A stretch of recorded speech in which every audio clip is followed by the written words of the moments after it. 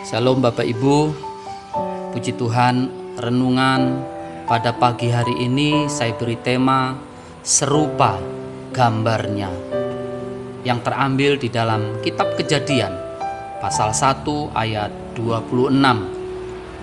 Baiklah kita menjadikan manusia menurut gambar dan rupa kita, supaya mereka berkuasa atas ikan-ikan di laut dan burung-burung di udara, dan atas ternak, dan atas seluruh bumi, dan atas segala binatang melata yang merayap di bumi.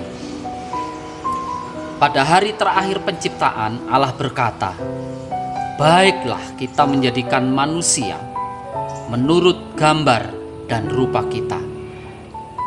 Dengan demikian manusia memiliki keunikan dibanding dengan ciptaan-ciptaan lainnya, yaitu manusia sempurna yang memiliki tubuh, jiwa, dan roh. Karena diciptakan sempurna, ia mau supaya setiap orang dapat menyembahnya. Gambar Allah menunjukkan bahwa manusia itu benar-benar berbeda dengan ciptaan lainnya dan memampukan manusia mengemban tugas untuk menguasai makhluk lainnya. Manusia juga bisa berkehendak serta dapat menggunakan pikiran untuk berbuat sesuatu.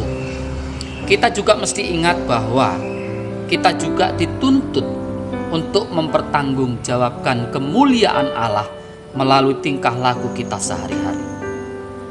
Lalu bagaimana kita bisa menjaga sikap agar kita terus menyadari bahwa kita diciptakan serupa dan segambar dengan Allah dan tidak mudah jatuh dalam berbagai pencobaan. Perlu diingat yang pertama bahwa mari kita ingat terus akan kasih-Nya. Tidak ada kasih yang lebih besar daripada kasih seorang yang memberikan nyawanya untuk sahabat-sahabatnya. Yohanes 15 ayat 13. Kasih Allah pada kita merupakan bagian dari kepribadiannya dan tidak bergantung pada objek yang Dia kasihi. Allah mengasihi manusia karena kasih datang dari diri Allah dan bukan oleh dorongan dari luar dirinya sendiri. Lalu apa bukti kita mengasihi Tuhan? Tidak ada cara lain kecuali kita taat kepadanya dan melakukan segala perintah-perintahnya.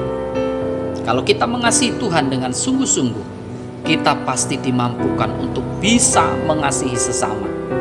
Dan kasih kita wujudkan dalam bentuk membangun keintiman dengan Tuhan. Yang kedua, mari kita sadari terus bahwa kita sangat berharga di hadapan Tuhan. Oleh karena engkau berharga di mataku dan mulia, dan aku ini mengasihi engkau, maka aku memberikan manusia sebagai gantimu dan bangsa-bangsa sebagai ganti nyawamu. Jika kita pernah merasa tidak ada artinya karena persoalan dan pergumulan yang begitu besar dalam hidup ini, namun dengan jelas Yesus berkata, engkau berharga di mataku. Karena begitu berharganya kita, Allah memberikan anaknya Yesus untuk menggantikan kita. Bukankah ini sangat berharga? Kita ditebus bukan dengan barang yang fana. Kita ditebus bukan dengan emas dan perak. Kita ditebus bukan dengan hitungan materi yang ada di dunia ini. Kita ditebus dengan hitungan darah Kristus yang sangat mahal. Jangan sampai kita merasa diri tidak berharga. Persoalan dan pergumulan setiap hari tak akan kunjung habis. Datanglah pada Tuhan. Bapak, Ibu, saudaraku yang dikasihi Tuhan, berbahagialah kita semakin kita mengamini bahwa kita dipilih dan diciptakan segambar dengan Dia.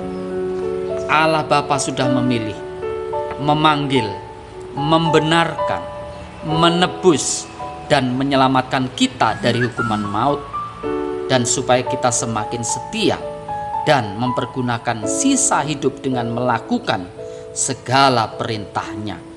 Niscaya kita semakin hari semakin kuat dalam menghadapi berbagai tantangan dan persoalan yang ada.